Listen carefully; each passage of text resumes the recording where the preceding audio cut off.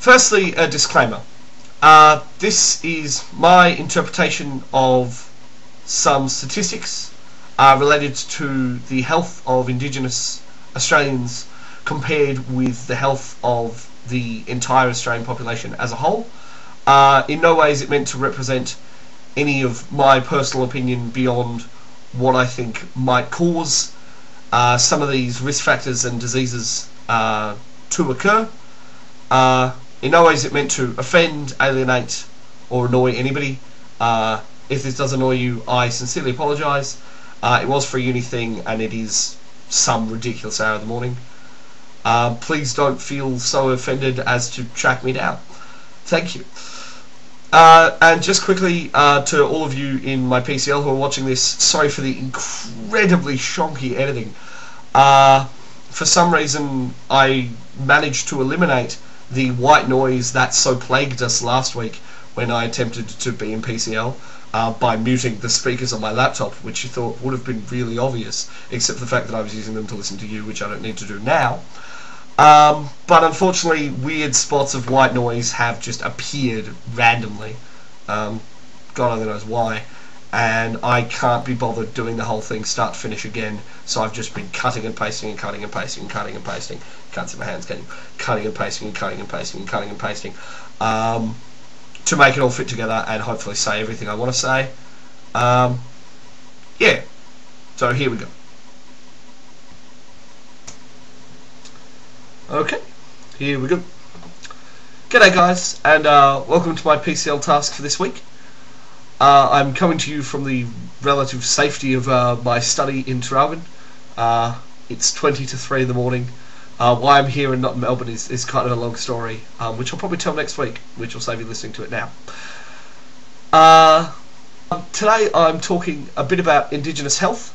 Specifically, I'm focusing on risk factors, common and prevalent, both chronic and acute diseases, and difference in life expectancy between Indigenous Australians and the general population as a sort of sum whole thingy. For starters, risk factors for illness in Aboriginal communities are higher rates of misuse of alcohol and tobacco. The statistic I've got here on smoking in the Kuri Aboriginal community in Victoria is 57.1%, which greatly exceeds the national average for smoking figures. Other risk factors I've got here include illicit drug use and inhalant misuse, so that's anything from marijuana right up to heroin, and inhalants is your petrol, paint sniffing kind of stuff. Nutrition, which falls into a couple of sort of factors. You've got the socio-economic, we don't have a lot of money, so we buy the cheap, horrible, junky food because it's filling and it keeps us alive, but it's not very healthy, and that predisposes, well, it makes you overweight, which is bad.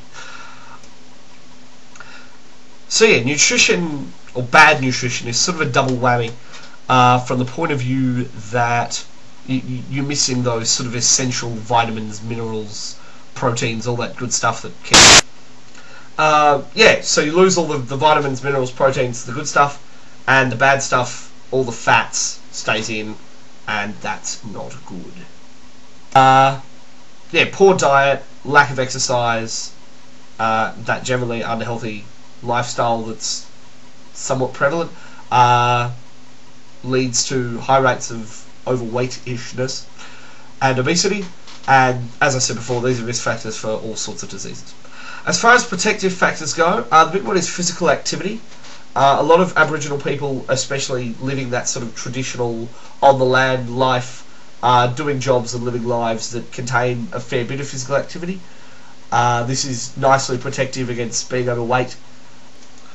And it's also got all of that shiny, nice mental / physical protective stuff from hep. It makes you feel good and your cells divide more and your hormones are better and all that fun sort of stuff. That's sort of about it for risk factors. Big ones: substance abuse, booze, smokes, illicit drugs, and the nutrition, obesity, physical activity. I don't know, it'll be somewhere with try in it that describes three things that interlock. Now on to diseases. The big one is circulatory diseases, which is sort of your heart disease and stroke. Risk factors are overweight and clotting type things. Number of deaths caused by coronary heart disease is double in the Indigenous population compared to that of the non-Indigenous population. Diabetes is your next big one. The rate of diabetes is 6 times higher among Indigenous people compared with the total Australian population. Prevalence of diabetes in the community is approximately 20%. Physical injuries and trauma are a big problem. This ranges for anything from car crashes, both because if you're in a rural area, you're driving all of these long distances on quick roads, and it tends to result in many car accidents and car accidents that are really severe. And also, when you experience trauma, you don't necessarily have access to all the cool stuff. If you have a car crash in Melbourne, you go to the Alfred, and this amazing trauma surgeon stitches you back up. You have a crash halfway between Darwin and Alice Springs, and there's no one coming for you for a long time. An Indigenous person is 3 times more likely to die in an accident than a non-Indigenous person. Aboriginal people are also at high risk of work-related injuries, partially because of the jobs that they're doing. Someone working in an office, not that likely to be crushed by some sort of farm machinery as somebody who's on a farm. Duh. High rates of suicide and homicide are also observed. Respiratory system diseases is a big thing. Deaths from chronic respiratory disease are 3 to 5 times more common in Aboriginal communities. The big issues are infections, so things like TB. Indigenous communities are the only big sort of TB reservoir left in Australia. It's very much a third world / Aboriginal thing now. And the other respiratory blur is smoking. So sort of infection and smoking are your big ones for respiratory disease. As I said, huge rates of smoking in Aboriginal communities. Lots of respiratory disease. Respiratory infections are 10 times more likely in Indigenous population, and you can be predisposed by poor immunity and cigarette smoking. Cancer is the next big one, particularly lung, cervical and liver. Cervical? Cancer of the cervix. The big issues are lack of early detection and lack of good treatment. Aboriginal people who are tied to the land don't want to move away to get treatment, and this represents an issue because if you're not having chemotherapy, then cancer is more likely to kill you. Also, you might be able to link cancer to the obesity and the poor nutrition, but that's not necessarily proven here nor there. Of course, lung cancer linked to smoking, we can do. Infectious diseases are another big problem.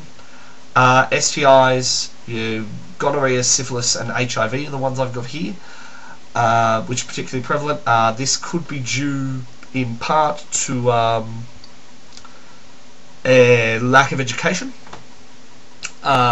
In schools, kids not finishing school, not getting the full education, lack of access to condoms, things like that.